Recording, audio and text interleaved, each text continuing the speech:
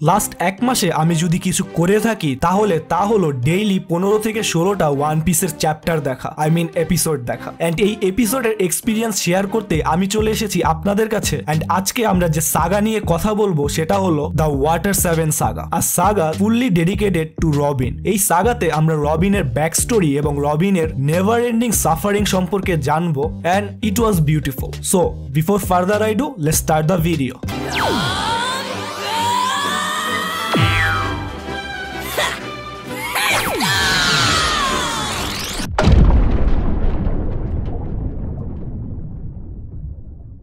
So Skypiea থেকে নিচে নেমেই লুফি এবং তার ক্রু নিজেদের আবিষ্কার করে একটি আইল্যান্ডে। এখানে একটি স্পোর্টস ইভেন্টের মতো হয়, যেটা কোনো কাজের না আই থিঙ্ক। সো আমি এই পার্টটা স্কিপ করব। সো এই আইল্যান্ড থেকে লুফি এবং তার ক্রু যখন বের হয় তখন তারা রিয়েলাইজ করে তাদের শিপ যথেষ্ট ড্যামেজ হয়েছে। So they need to repair their ship. So এই জন্যই তারা পৌঁছায় ওয়াটার 7-এ, আর island famous for making and repairing ships. তো স্কাইপিয়া থেকে আসার সময় লুফি এবং তার ক্রুকে স্যান্ডোরিয়ানরা ভরে ভরে গোল্ডের জিনিসপাতি দিয়ে দিয়েছিল as a token of gratitude. So Luffy এবং তার ক্রু এই গোল্ডকে ইউজ করে তাদের শিপকে রিপেয়ার করার জন্য। সো ফার্স্টে লুফির ক্রু দুই ভাগে ভাগ হয়ে যায়। এক ভাগ যায় এই গোল্ডকে ক্যাশে ট্রান্সফার করার জন্য এবং অন্য গ্রুপ শিপেই থাকে। সো এই আইল্যান্ডে আমরা ইন্ট্রোডিউস হই CP7 নামে একটি অর্গানাইজেশনের, যেটা গভর্নমেন্টের আন্ডারে কাজ করে এবং এর কাজ হলো গভর্নমেন্টের সব শেডি এবং টপ সিক্রেট মিশনগুলো কন্ডাক্ট করা। ইউ ক্যান সে এটা ওয়ার্ল্ড গভর্নমেন্টের special force,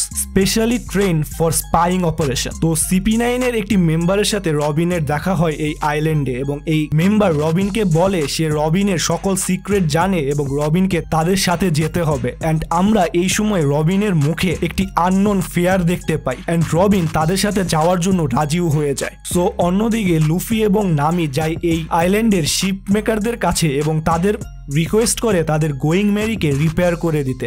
but after an inspection তারা জানায় গোয়িং ম্যারি এত বাজেভাবে ড্যামেজ যে এটাকে আর রিপেয়ার করা যাবে না, অ্যান্ড তাদেরকে একটি নতুন শিপ কেনার বা বানানোর পরামর্শ দেয়। অ্যান্ড অপরদিকে উসফ ফ্র্যাঙ্কি ফ্যামিলি নামে একটি অর্গানাইজেশনের সামনাসামনি হয় এবং একটি ফাইটের পরে উসফের সকল টাকা তারা নিয়ে চলে যায়। সো যখন লুফি, জোরো এবং সানজি এই ফাইটের ব্যাপারে এবং টাকার চুরির ব্যাপারে জানতে পারে, তারা যায় ফ্র্যাঙ্কি ফ্যামিলির বেসে, এবং সেখানে একটি বড় ফাইটের পরে তারা জানতে পারে তাদের যে লিডার মানে ফ্র্যাঙ্কি এই টাকা নিয়ে অলরেডি অন্য কোথাও চলে গিয়েছে। সো লুফি এবং তার ক্রুর কাছে যতটুক টাকা বাকি ছিল সেই টাকা দিয়ে তারা একটি নতুন শিপ কেনার ডিসিশন নেয়। বাট এই ডিসিশনের এগেনস্টে চলে যায় উসফ, কারণ উসফ তাদের এই শিপ মানে গোয়িং ম্যারিকে কোনোভাবে ছাড়তে চাচ্ছিল না। অ্যান্ড এর ফলে উসফ ডিসাইড করে সে স্ট্র হ্যাট ক্রু থেকে বেরিয়ে যাবে, এবং সে তাই করে। অ্যান্ড বেরোনোর পরে উসফ লুফিকে চ্যালেঞ্জ করে একটি ফাইটের জন্য for the right of Going Merry. And লুফিও তার এই চ্যালেঞ্জকে অ্যাকসেপ্ট করে এবং উসফকে হারিয়ে দেয়। সো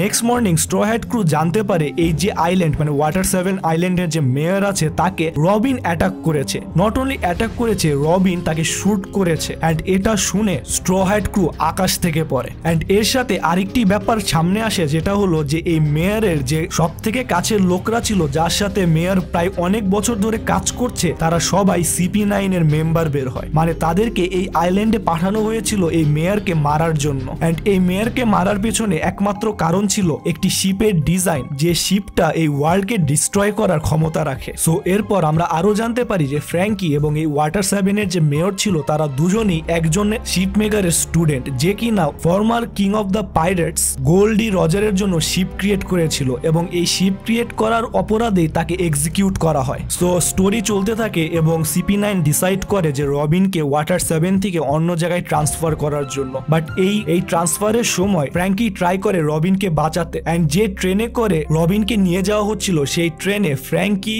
উসফ এবং সানজি তিনজনেই উঠে পড়ে। এন্ড এই ট্রেনটি রবিনকে যেখানে নিয়ে যাচ্ছিল সেটার নাম হলো দ্য এনিস লবি। সো ফ্র্যাঙ্কি ফ্যামিলির যে মেম্বাররা রয়েছে তারা এবং ওয়াটার 7 এর সকল সোলজাররা এবং স্ট্র হ্যাট ক্রু মিলে একটি অ্যালায়েন্স ক্রিয়েট করে রবিনকে বাঁচানোর জন্য। এন্ড তারাও পিছে পিছে পৌঁছায় এনিস লবিতে। সো এনিস লবিতে পৌঁছানোর সাথে সাথে লুফি সামহাও এনিস লবিতে যে ফ্ল্যাগটা ছিল ওয়ার্ল্ড গভর্নমেন্টের সেই ফ্ল্যাগটাকে অ্যাটাক করে। It was a sign of the announcement of a whole out war against the world government. So Enies লবিতে পৌঁছানোর পরে এই স্ট্র হ্যাট ক্রু এবং অ্যালায়েন্সের সামনাসামনি হয় CP9 এর সাথে, এবং স্ট্র হ্যাট ক্রু সবাই নিজের মতো করে CP9 এর সাথে ফাইট করা শুরু করে, যেখানে সবাই নিজেদের আপগ্রেড করা স্কিলের ডিসপ্লে করে। এন্ড আমরা দেখতে দেখতে পাই লুফি নতুন সেকেন্ড গিয়ার অ্যান্ড এই ব্রুটাল ফাইট চলতে থাকে এবং সকল স্ট্র হ্যাট মেম্বাররা ইনক্লুডিং ফ্র্যাঙ্কি একটি টেরেসের মতো জায়গায় পৌঁছায় যেখান থেকে রবিনকে দেখা যাচ্ছিল অ্যান্ড এখানে আমরা দেখতে পাই রবিনের ব্রেকিং পয়েন্ট। সো রবিন বিশ্বাস করতে পারছিল না যে তার জন্য কেউ নিজের লাইফকে স্যাক্রিফাইস করে তার থেকে বাঁচাতে আসবে অ্যান্ড রবিনও সেখানে স্ট্র হ্যাট ক্রুকে বলে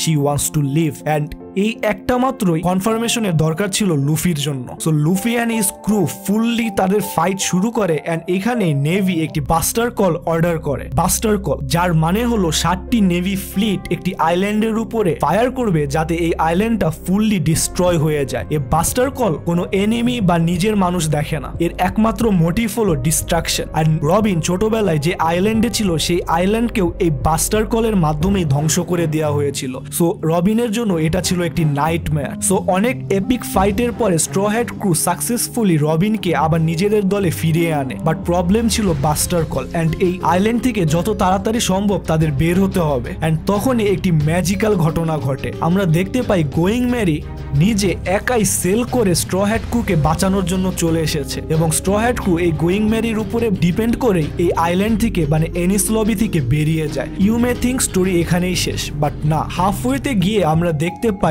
গোয়িং ম্যারি তার ফুল ক্যাপাসিটিতে চলে এসেছে এবং this was the end of their ship and লুফিও ডিসাইড করে গোয়িং ম্যারিকে তার ফাইনাল রেস্টিং প্লেস হিসাবে এই জায়গাতেই শেষ করে দেওয়ার জন্য। অ্যান্ড এখানেই আমার কাছে মনে হয়েছে যে ওয়ান পিসের রাইটিং গ্লো করে ওঠে, মানে এখানে বিজিএম বা সিন বা ডায়লগের মাধ্যমে গোয়িং ম্যারির ইম্পর্টেন্স বা ইমোশনাল এলিমেন্টটাকে দেখানো যেত, বাট ওরা ডিসাইড করে গোয়িং ম্যারিকে একটি ভয়েস দেওয়ার জন্য। So Going Merry straw hat ক্রুকে তাদের অ্যাডভেঞ্চারের জন্য তার গ্র্যাটিটিউড জানায় এবং জানায় তাদের সাথে থাকার টাইমটা তার সবচেয়ে বেস্ট কেটেছে অ্যান্ড এইভাবে স্ট্র হ্যাট ক্রু এর অনেক ইম্পর্টেন্ট একটা মেম্বার মানে তাদের ফার্স্ট শিপ রিটায়ারমেন্টে চলে যায়। সো সবাই ফিরে আসে আবার ওয়াটার 7-এ এবং ফ্র্যাঙ্কি তার কাজের জন্য মানে লুফি এবং তার ক্রু টাকা চুরি করার জন্য নিজে খুবই গিল্টি ফিল করে এবং সে বলে সে এই টাকা দিয়ে একটি স্পেশাল ট্রির কাঠ কিনেছে যেটা দিয়ে দ্য পাইরেট কিং গোল্ডি রজারের শিপ ক্রিয়েট করা হয়েছিল অ্যান্ড ফ্র্যাঙ্কি লুফিকে এটাও অফার করে যে সে নিজে তার জন্য একটি শিপ বানাবে এই কাঠ দিয়ে অ্যান্ড এভাবে দিন রাত পরিশ্রমের মাধ্যমে স্ট্র হ্যাট ক্রু দেখতে পায় তাদের নতুন ship the 1000 Sunny and yes ফ্র্যাঙ্কিও স্ট্র হ্যাট ক্রুদের তাদের অফিসিয়াল শিপরেক হিসেবে অ্যাপয়েন্ট করা হয়, মানে ফ্র্যাঙ্কিও এখন স্ট্র হ্যাট ক্রু এর একটি মেম্বার অ্যান্ড এই 1000 সানিকে নিয়ে স্ট্র হ্যাট ক্রু বেরিয়ে পড়ে তাদের নেক্সট অ্যাডভেঞ্চারে। অ্যান্ড এরপরে আমরা স্ট্র হ্যাট মানে লুফির ফ্যামিলি ডাইনামিক্স সম্পর্কে কিছু ইনফো দেখতে পাই, যেমন লুফির দাদা মানে গার্প সে একজন ভাইস অ্যাডমিরাল অ্যান্ড লুফির বাবা মানে মানকি ডি ড্রাগন ওয়ার্ল্ডের সবচেয়ে most wanted man and the leader of the revolutionary army. Like man, একটা ফ্যামিলি ডাইনামিক্স কতটা ক্রেজি হতে পারে। So that is it for today guys, hope you like this video. আপনি যদি চ্যানেলে নতুন হয়ে থাকেন তাহলে please do subscribe. See you on the next video. Till then, bye bye.